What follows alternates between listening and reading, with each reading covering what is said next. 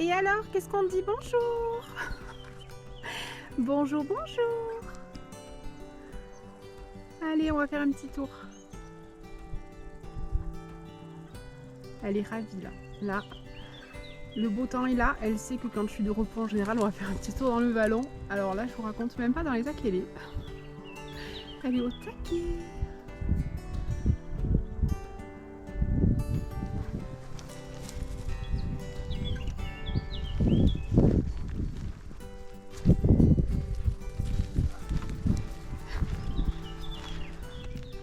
Alors, est-ce que vous voyez ma loulou est là-haut? Est-ce que vous la voyez?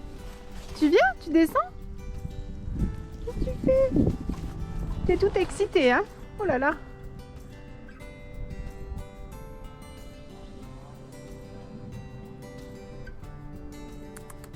Tu viens, on y va? On va s'asseoir sous le cerisier là-bas, comme l'autre fois on était bien. Tu viens? Fais attention. Eh ben ouais, mais tu te mets dans des situations un peu difficiles quand même. Allez, viens.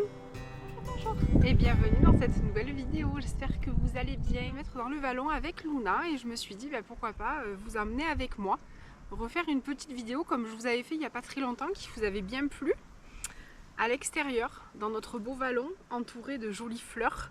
Donc on a du lin jaune, on a du thym, on a des petites fleurs, je ne me rappelle plus le nom, les fleurs de Montpellier. Voilà, donc là je viens de gratter un peu pour mettre ma petite nappe. Et du coup, en fait, ça sent le thym, ça sent terriblement le thym, donc ça sent trop bon. Voilà, donc j'espère que vous allez bien. Nous sommes mardi, il est pas loin de 16h, on est en plein après-midi du coup. Et j'ai décidé de venir m'installer un petit peu dans le vallon comme la dernière fois. Je trouve que c'est hyper agréable. Dans la maison, vous savez, on n'a pas toute clarté, c'est pas très agréable du coup. J'aime bien des fois quand je travaille pas venir balader avec Luna ici. Et du coup, je me suis dit, je vous emmène avec moi. Voilà, donc Loulou, elle est derrière là-bas, derrière la caméra, on dirait qu'elle surveille l'écran. Luna, Luna, viens. Et voilà. Alors on a un beau temps aujourd'hui, on a un ciel bleu, mais d'un bleu, ça fait longtemps qu'on n'avait pas eu un ciel comme ça, pas un nuage. On a eu pas mal de pluie là ces derniers jours, avec du coup une température qui s'est un petit peu rafraîchie. J'ai mis le gilet, parce que franchement on sent bien que le fond de l'air est frais.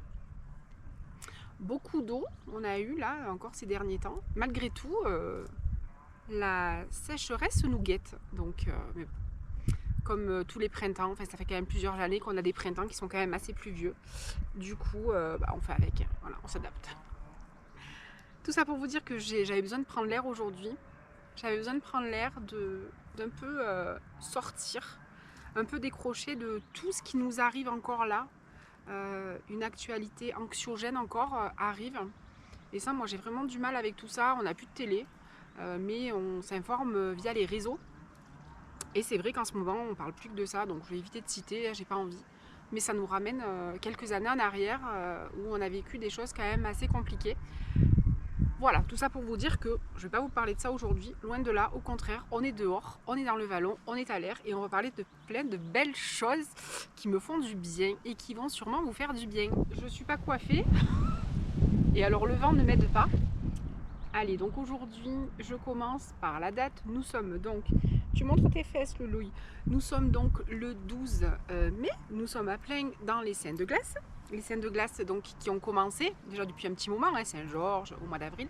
Et là, les derniers, le dernier, ce sera donc demain, le 13 mai. Et donc, à partir du 14 mai, on est censé pouvoir commencer à planter dans notre jardin. Donc, soit le jardin potager ou simplement le jardin d'ornement. Donc dites-moi un petit peu vous, si vous avez déjà commencé à faire vos petits semis peut-être, parce que les semis se font en général sous cloche, sous serre.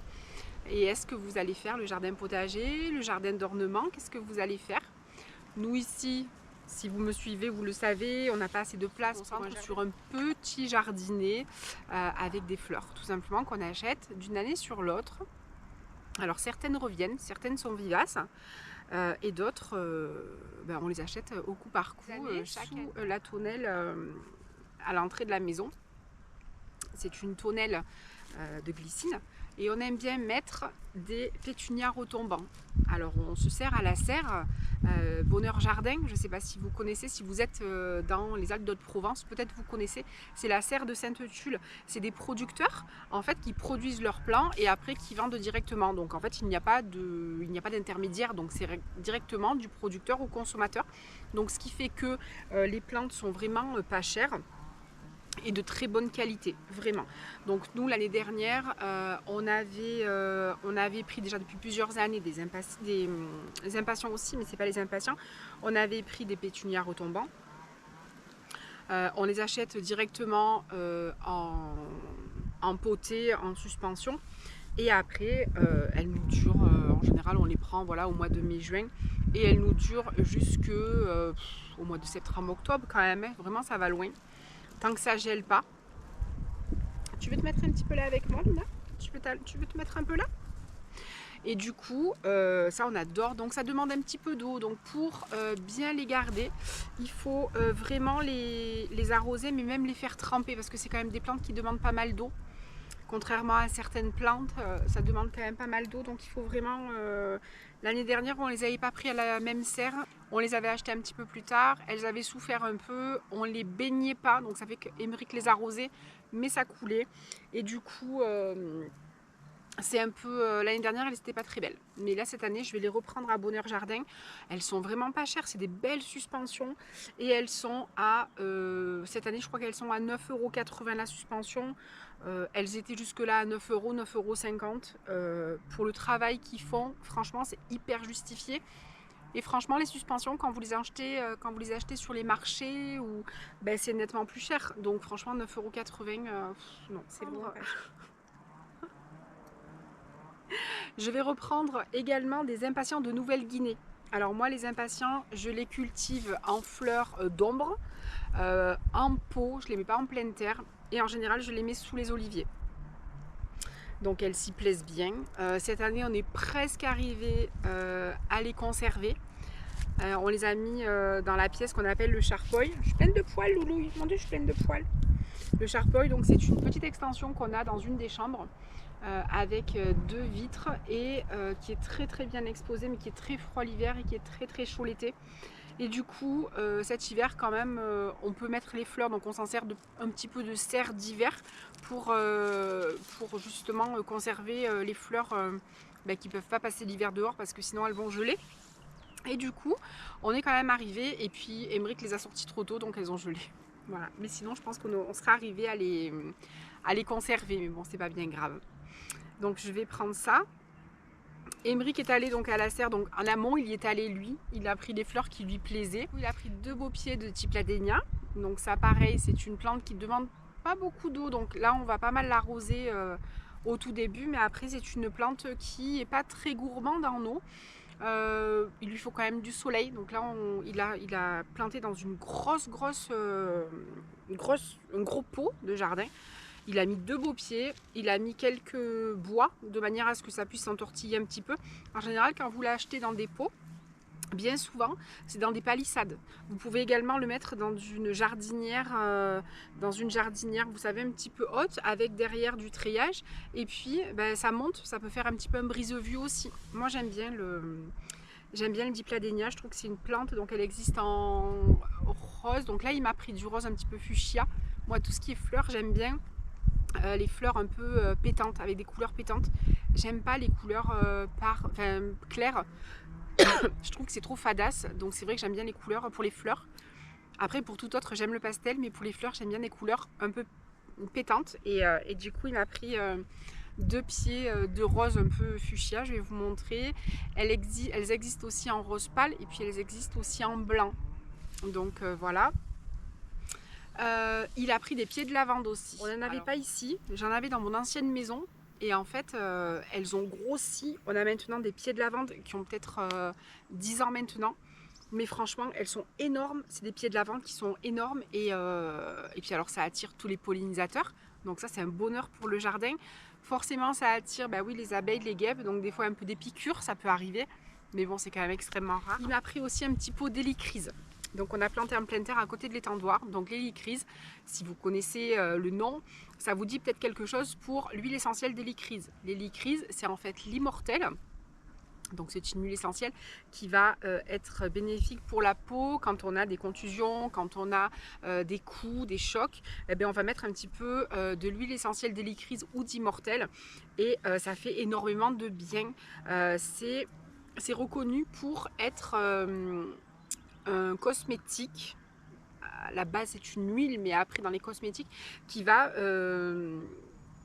vraiment descendre en profondeur dans le derme. Ça va pas rester vraiment sur la peau, ça va vraiment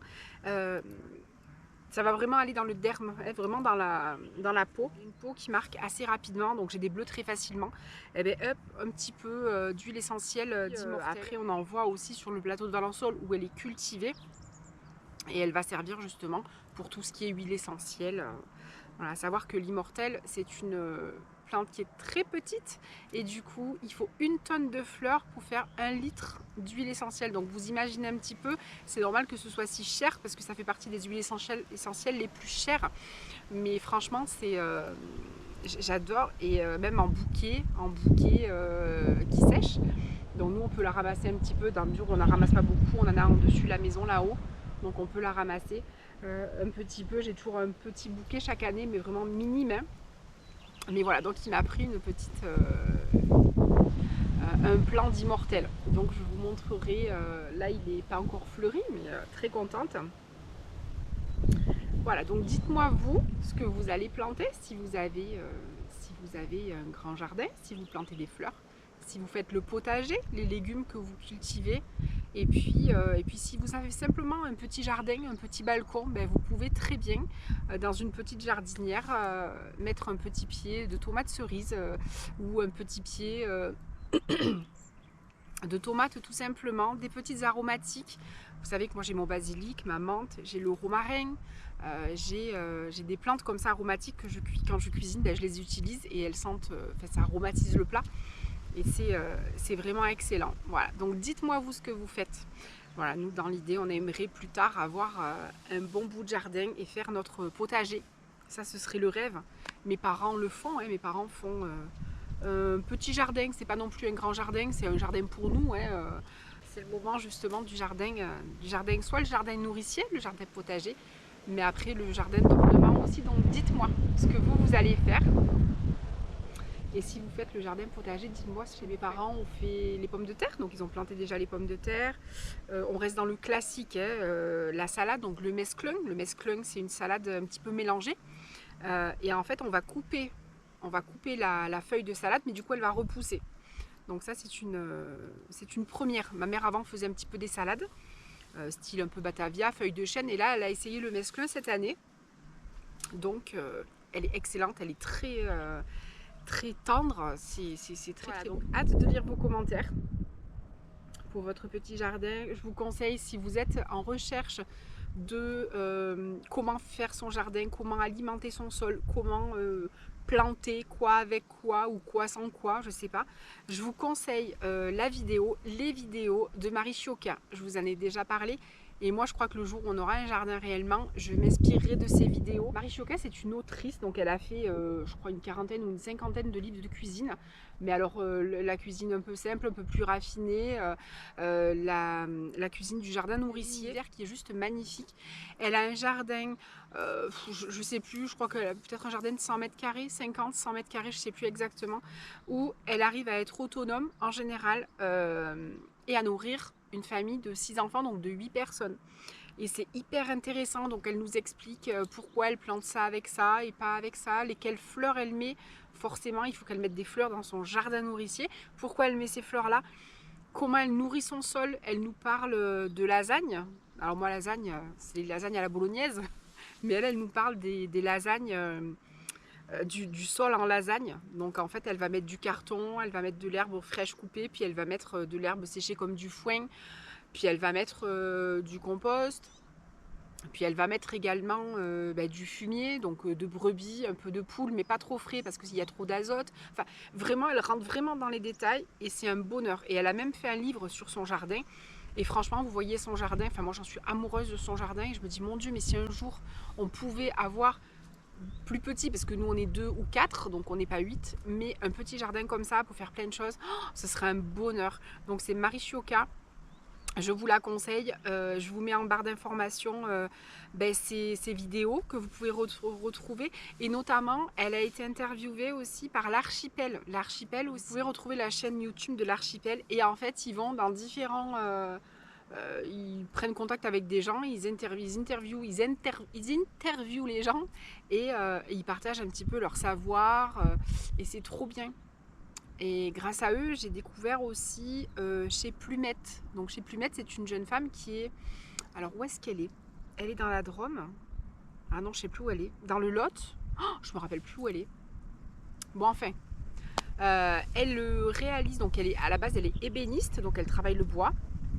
Et elle réalise des grandes jardinières où elle plante mais vraiment très grandes, hein, donc elle fait des grandes lignées de jardinières où elle plante ses légumes, un peu des fleurs, un peu des légumes, et après elle a des gros tasseaux de bois qui permettent justement à certaines plantes de grimper, notamment les courges, les tomates, et dessous elle va mettre des plantes qui n'ont pas forcément besoin de beaucoup de soleil. Ah, Luna elle a vu les sauterelles et les papillons, qui n'ont pas besoin de beaucoup de soleil, mais qui ont, ça fait du couvre-sol, donc ça évite aux chiens dents de pousser.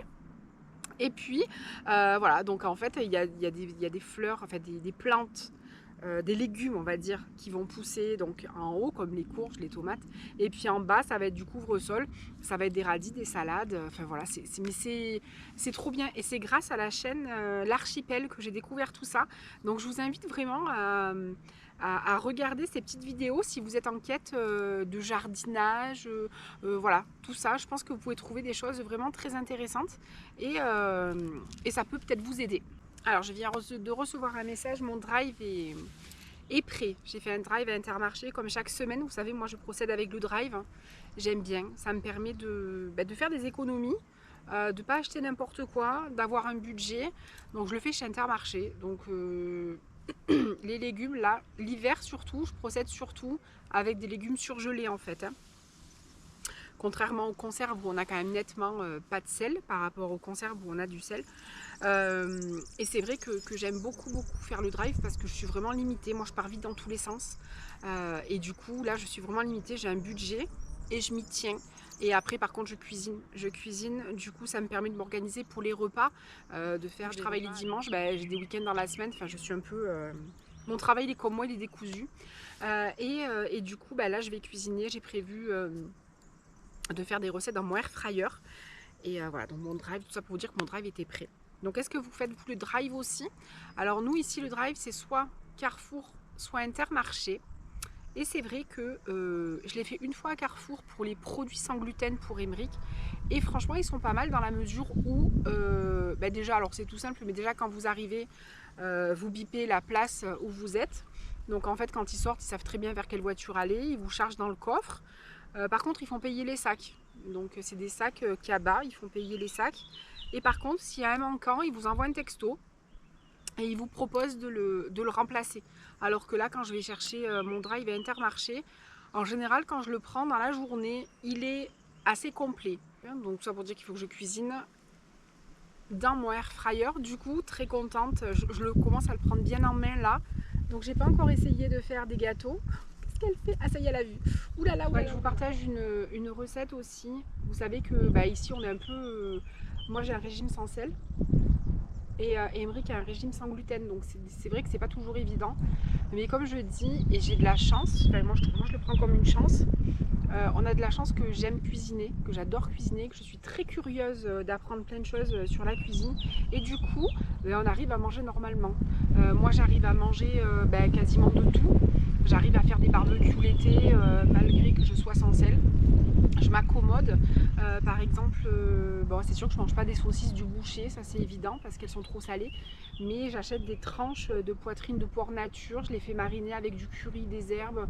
Et Emeric me fait ça au barbecue. Donc franchement c'est une chance. Et puis après plein d'autres choses, il y a des côtes de porc, du gigot d'agneau, enfin bien mariné, c'est excellent. Alors c'est sûr que c'est pas des saucisses, mais on peut faire aussi des brochettes. bien évidemment, des bonnes brochettes de bœuf, de porc, de n'importe quoi.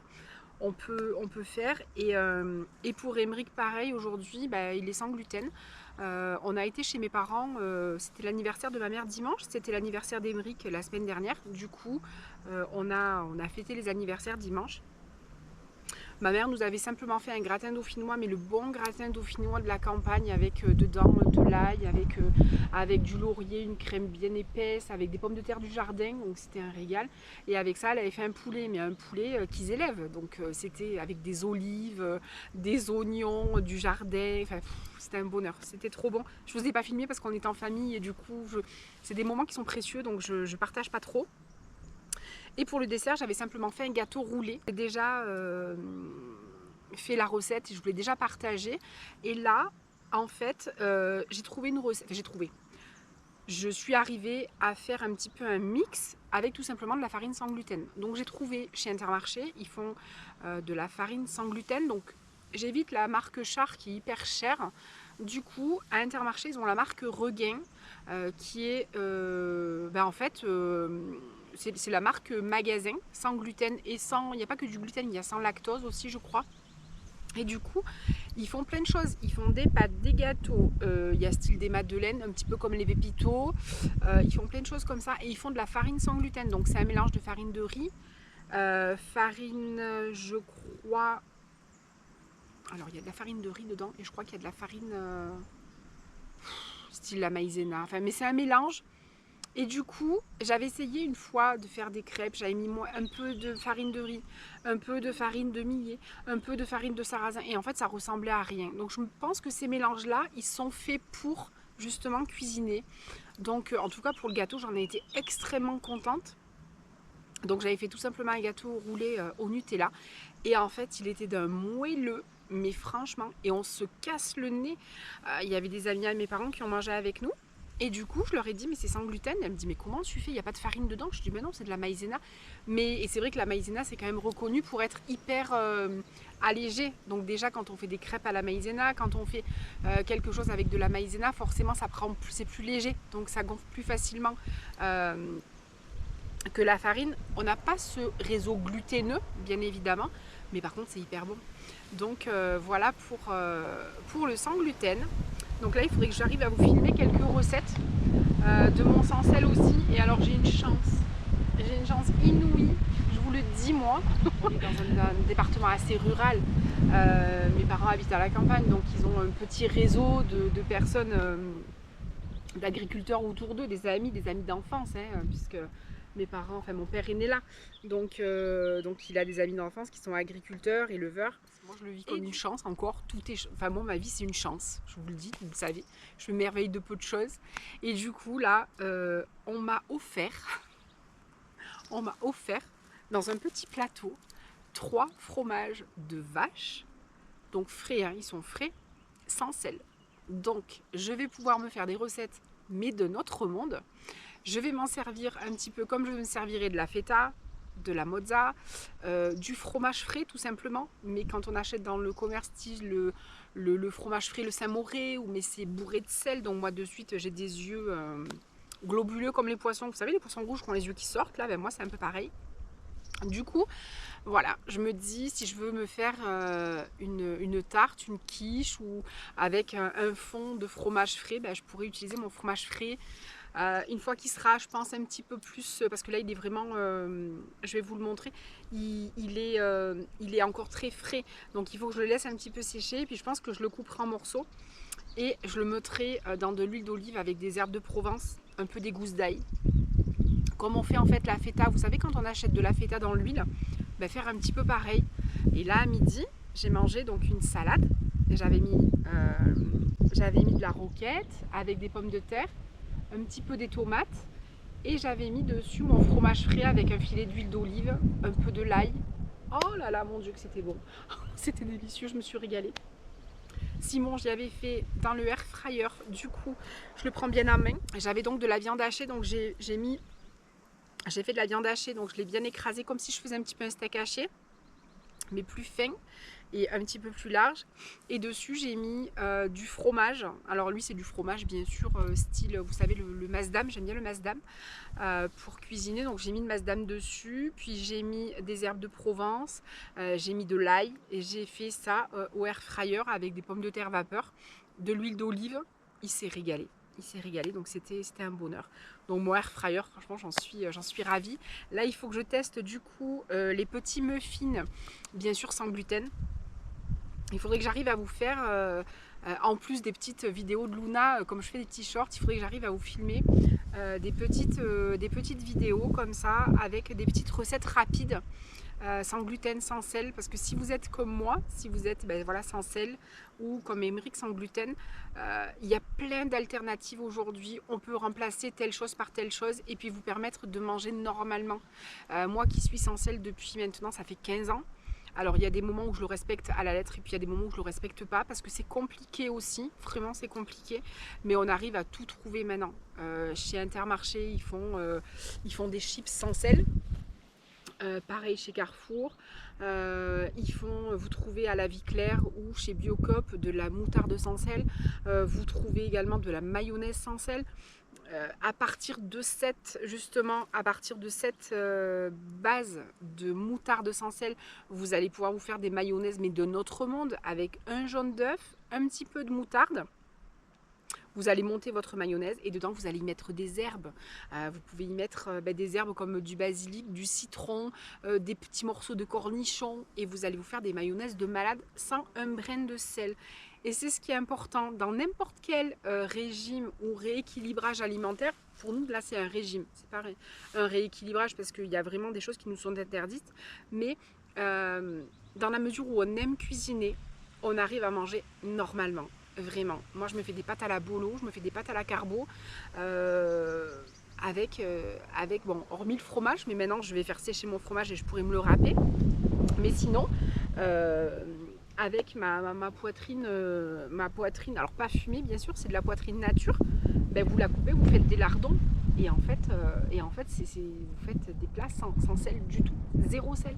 Donc voilà, donc vraiment si vous êtes intéressé, je ne sais pas si vous passez par là et que vous avez comme Émeric ou moi des petits soucis de régime alimentaire. Alors moi je pourrais vous parler du sans sel, du sans gluten, après le reste sans sucre, je ne saurais pas vous en parler parce que je ne suis pas concernée.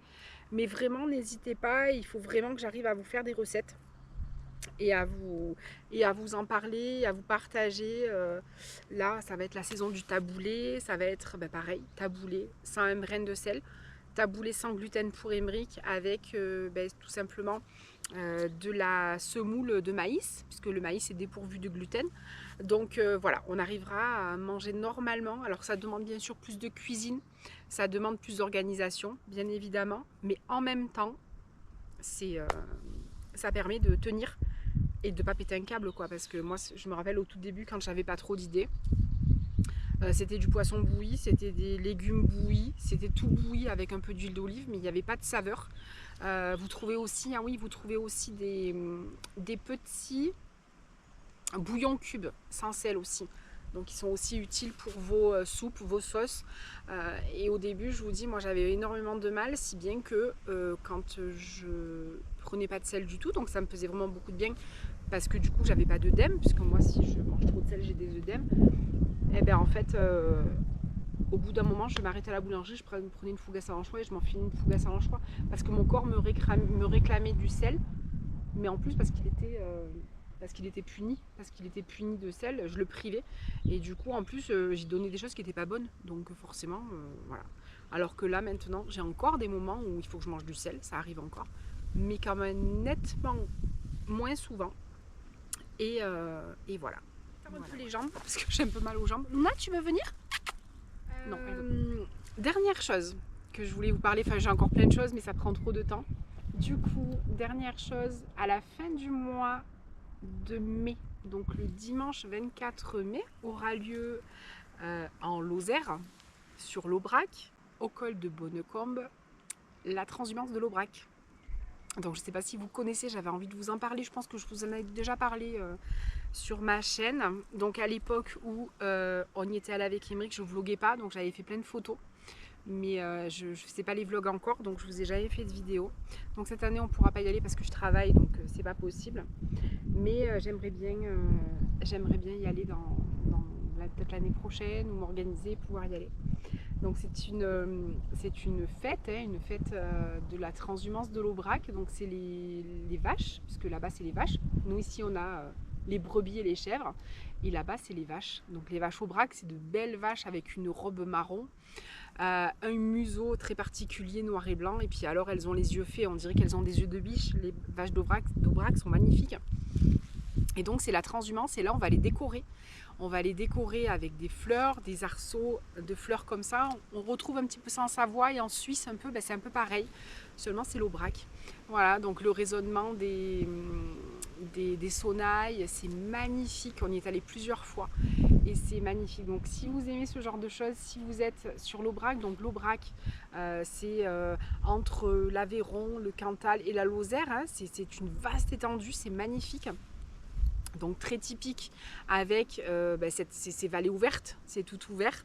Moi ça me plaît beaucoup parce que j'ai du mal avec les forêts. J'aime les forêts, mais après si c'est trop des forêts denses, je suis pas à l'aise. Moi il faut que je voie ce qu'il y a autour. Et donc sur l'Aubrac c'est un bonheur, c'est magnifique. Nouvelle génération, quand on y était allé il y a 3-4 ans avec Émeric, je sais plus quand est-ce que c'était. Il y a plus de 3-4 ans puisque c'était au tout début qu'on était ensemble, donc il y a peut-être 5 ans. Il y avait un petit garçon qui marchait du coup avec peut-être ses grands-parents, je sais pas. Donc on voit que ça se transmet de génération en génération. Et donc c'est très festif, c'est une grande fête où vous pouvez partager, donc il y a un repas qui vous est servi. Donc nous on avait gardé les gobelets d'ailleurs, il y avait les gobelets étaient consignés, donc si on les rend on vous rend 1 €, si vous ne rendez pas le gobelet on garde les 1 €. Donc nous on avait gardé les gobelets. Donc ils ont gardé nos 1 €, mais c'est pas grave parce que c'est les gobelets du col de Bonnecombe, ils sont trop beaux. Et puis on avait mangé une assiette typique, donc il y avait une belle part d'aligot, il y avait une brochette, il y avait du fromage, il y avait du pain, et puis tout ça c'est très festif avec justement tous les troupeaux qui montent des différentes fermes et qui regagnent justement l'Aubrac pour l'estive. Donc l'Aubrac c'est ces grandes étendues, c'est aussi les burons, parce que les burons, je ne sais pas si vous connaissez les burons.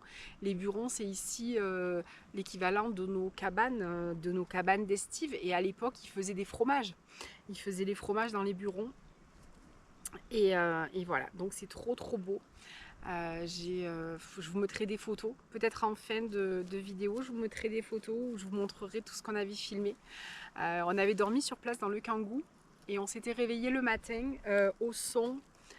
Ils testaient les micros, mais donc il y avait de l'accordéon, je crois, enfin je sais plus ce qu'il y avait. C'était trop bien. Donc voilà. Ça a été une vidéo un petit peu décousue, où je vous ai parlé de petites choses par-ci par-là. Voilà, je vais aller chercher mon drive. Je vais vous laisser, on va rentrer tout doucement avec Luna, on va remonter à la maison. Et puis je vous souhaite tout simplement une belle fin de semaine, une belle fin d'après-midi. Et puis je vous dis à très vite dans une prochaine vidéo. Et d'ici là surtout, prenez soin de vous. À bientôt.